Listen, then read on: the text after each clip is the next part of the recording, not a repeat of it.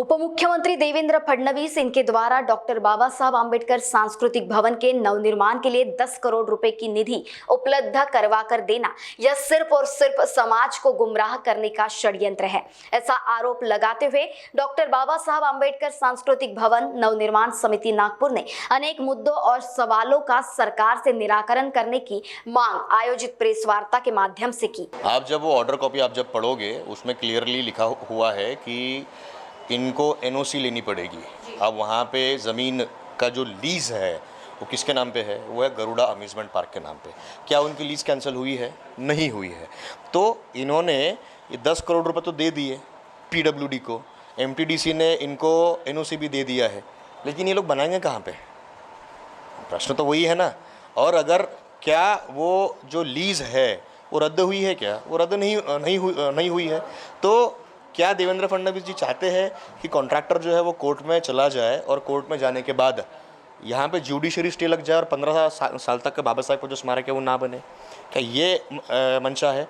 उन्होंने कहा था कि हम कॉन्ट्रैक्ट रद्द करने के लिए महाअधिवक्ता का अभिप्राय लेंगे। वो 1 साल तक अभिप्राय लिया ही नहीं गया है। इसीलिए मेरा ऐसा मानना है कि देवेंद्र फडणवीस जी ने जस्ट ये जो विधानसभा का जो इलेक्शन है वो निपटाने के लिए ये मैटर को वापस ठंडे बस्ते में डालने के लिए उन्होंने एक लॉलीपॉप दिया है। पीडब्ल्यूडी के हाथ से ये जो काम होने जा रहा है, इसमें आप जब लीगल फॉर्मेलिटीज़ आप जब देखेंगे तो लीगल पर्सपेक्टिव ये बैठता नहीं, क्योंकि इनके पास एनओसी नहीं है। और उसमें जो 18वां जो पॉइंट दिया गया है उसमें उन्होंने क्लियरली कहा है कि एनओसी इनको देना पड़ेगा। किसको? वो जो गरुड़ा अम्यूज़मेंट पार्क वाले हैं ओनर, उनको एक एनओसी देना पड़ेगा, क्योंकि वो आज उनका पोजीशन वहाँ पे है। तो आप कहाँ पे बनाने वाले हो अम्बेडकर भवन? वो पूरा का पूरा 44 एकर्स का जो पट्टा है उसमें अम्बेडकर भवन आप कहाँ पे बनाओगे? आपको वहीं पे बनाना पड़ेगा। लेकिन जमीन का मालक कौन है? आज वही है। तो आपके पास 2 ऑप्शंस है, एक तो आप उनकी एनओसी ले लो उनको मना के, या वो कोर्ट में जाएगा। लेकिन ये समय कितना इसमें लग रहा है? हमारी मांग थी कि इलेक्शन के पहले अम्बेडकर भवन का जो काम है ये चालू हो जाए, लेकिन मुझे दिख तो ऐसा नहीं रहा है। और अम्बेडकर भवन की जो ज़मीन है वो कितनी है, कितने में ये बनाने वाले हैं, या इसका ये कौन से मॉडल पर रहने वाला है? अम्बेडकर भवन की जगह कितनी है, कितने उसके लिए आरक्षित की जा रही है?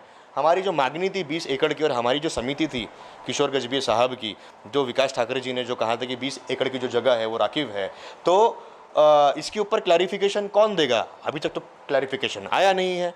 तो ये सब लॉलीपॉप है, ऐसा मेरा मानना है। 10 करोड़ रुपए का लॉलीपॉप हमको नहीं चाहिए।